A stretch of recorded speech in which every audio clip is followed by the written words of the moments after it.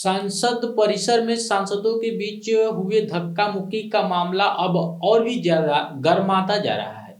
इस मामले को लेकर के सत्ता पक्ष भाजपा और विपक्ष दल कांग्रेस दोनों ही आमने सामने आ गए हैं। बीजेपी ने लोकसभा में नेता प्रतिपक्ष राहुल गांधी पर धक्का देकर बीजेपी सांसद को गिराने के आरोप में राहुल गांधी के खिलाफ एफआईआर दर्ज कराई है। तो वहीं कांग्रेस की ओर से भी बीजेपी सांसदों के खिलाफ शिकायत दर्ज कराई गई है। कांग्रेस ने अपनी शिकायत में बीजेपी सांसद पर पार्टी अध्यक्ष मल्लिकार्जुन खड़गे और सांसद राहुल गांधी को धक्का देने का आरोप लगाया है। इसी के साथ एससी एसटी के एक्ट के तहत भी आरोप लगाए गए हैं। वहीं अब कांग्रेस की शिकायत पर एक्शन भी हुआ है। अब इस पूरे मामले को क्राइम ब्रांच को दे दिया गया है, यानी कि अब पूरे मामले की जांच क्राइम ब्रांच द्वारा किया जाएगा। खबर देखिए, लिखा है कि सांसद में धक्का मुक्की, कांग्रेस की शिकायत पर एक्शन, क्राइम ब्रांच करेगी जांच। तो इस मामले पर दिल्ली पुलिस के डीजीपी क्राइम संजय कुमार का कहना है कि एक टीम मामले की जांच के लिए गठित की गई है।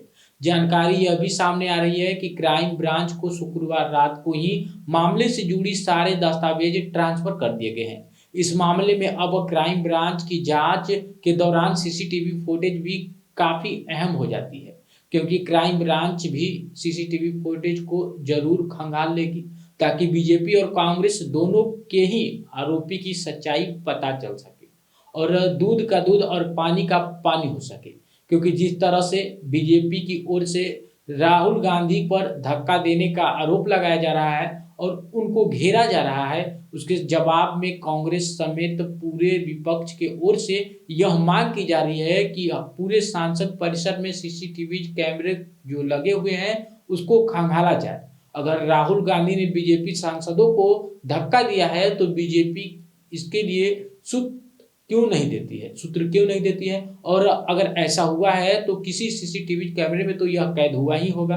बीजेपी उसकी फुटेज आखिर क्यों नहीं सामने लाती है या फिर क्यों नहीं दिखाती है। ऐसे में क्राइम ब्रांच की जांच में भी सीसीटीवी की भूमिका काफी अहम हो जाती है। इसलिए क्राइम ब्रांच अब इस मामले से सीसीटीवी खंगाल लेगी, क्योंकि सीसीटीवी फुटेज की यह से ही यह साफ हो सकता है कि नेता प्रतिपक्ष को लेकर के लगाए गए बीजेपी का सारा आरोप सही है या फिर गलत। हालांकि अब इस पूरे मामले में संसद परिषद में जांच करने के लिए और सीसीटीवी फुटेज खंगालने के लिए क्राइम ब्रांच को लोकसभा स्पीकर और बिड़ला से भी अनुमति लेनी पड़ेगी, क्योंकि सांसद से जुड़ी किसी भी मामले में जांच के लिए लोकसभा अध्यक्ष की अनुमति आवश्यक होती है।